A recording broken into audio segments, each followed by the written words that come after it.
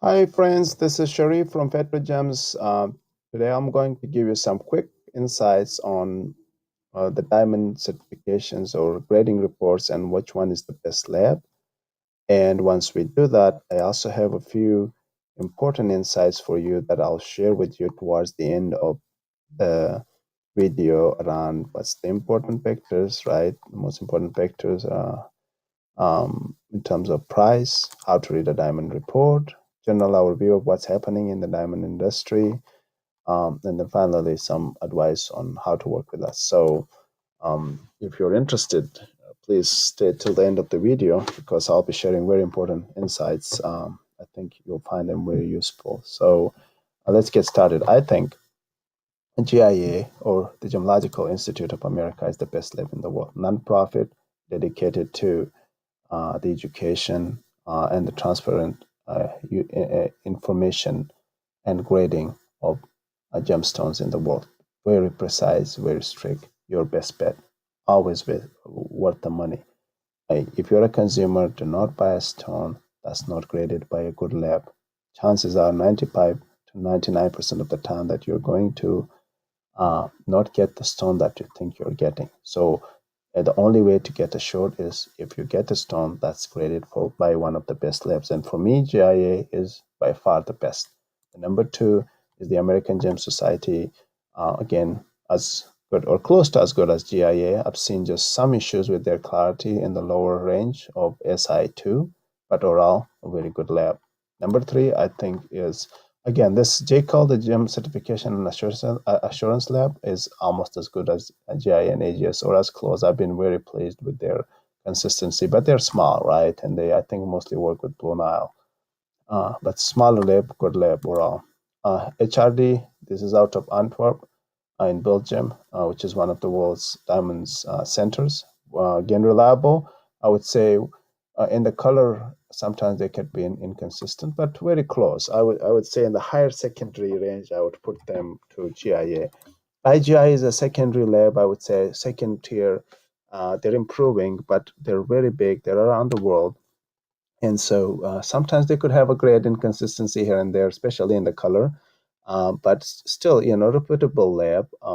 And my preference would be GIA. But if you see a great deal and you can't help it, then it still is a reliable lab.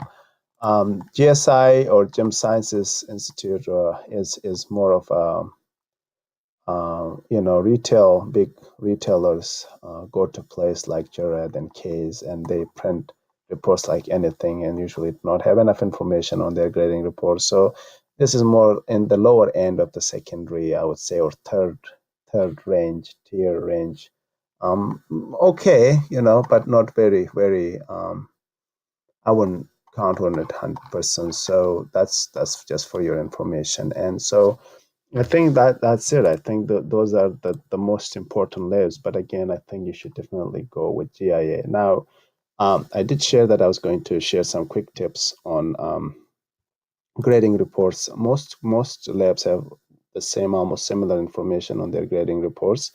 GIA, for example, has two types of reports. One is the dossiers. These are for smaller stones, and then the pull reports, right? And so what you should look for in these reports, if you know how to read these reports, you should be able to tell 95 to 98% of the time what kind of stone you're getting, right? So I think the most important vectors are, of course, the carat weight, color, clarity, and cut, right? Those are a given, and everybody would know those are important, right? The fluorescence is one price vector that I think people usually don't pay attention to. It's very important that we have a full article written on the fluorescence issue. So please refer to that and get yourself educated on what it is and what it means and how it affects the price. Then you have these proportions, right? Even the stone, sometimes some excellent cut stones in GIA, for example, would be better cut than others. So look at the ideal proportions. What are the ideal proportions of a stone? We have it on our website. Like how to tell the difference. It's important. I mean, don't just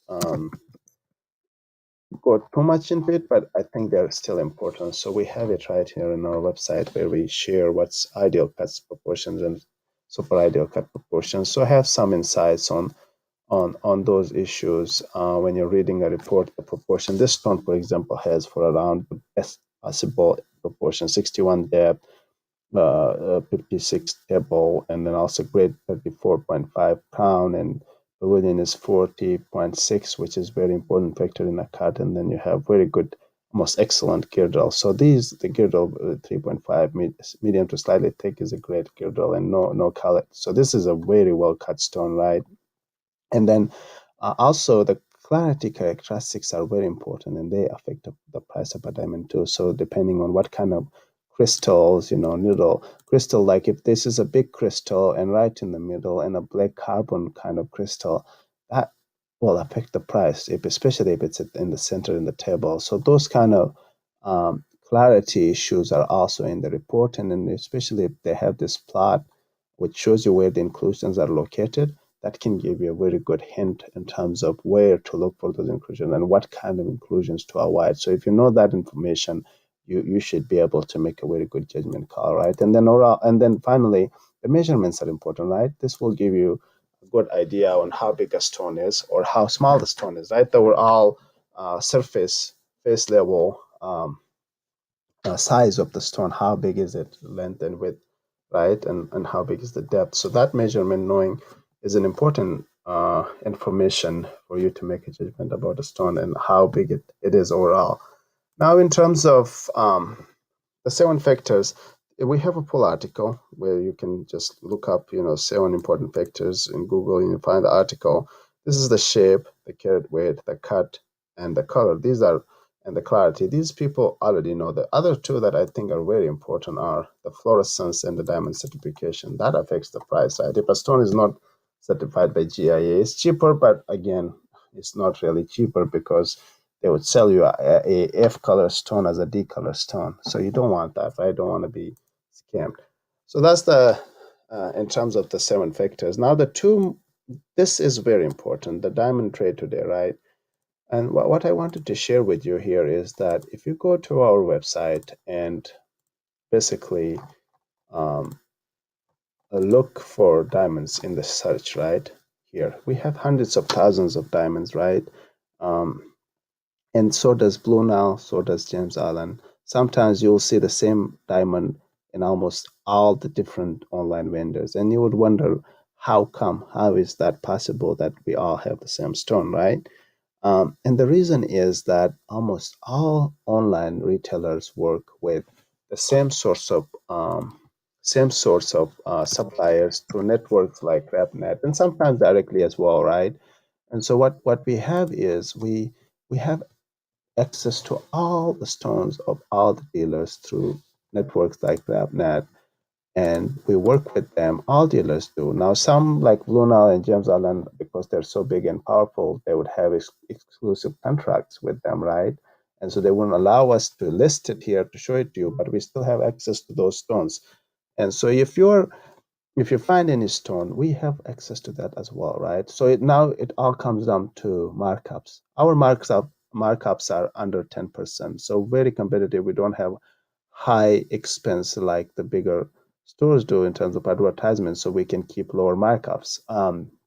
Blue Nile and James Allen, they have 25% markups. And so if you see a stone, we have access to it. And that's how everybody's working nowadays. These retailers do not own these stones. And so this is important for you to know.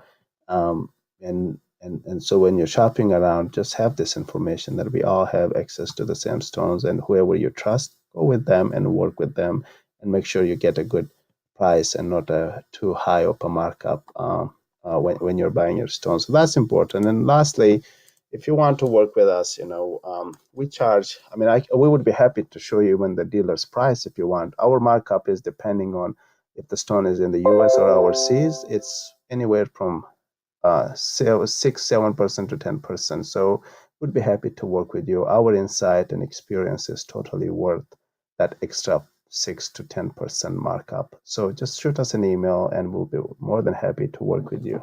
Thank you.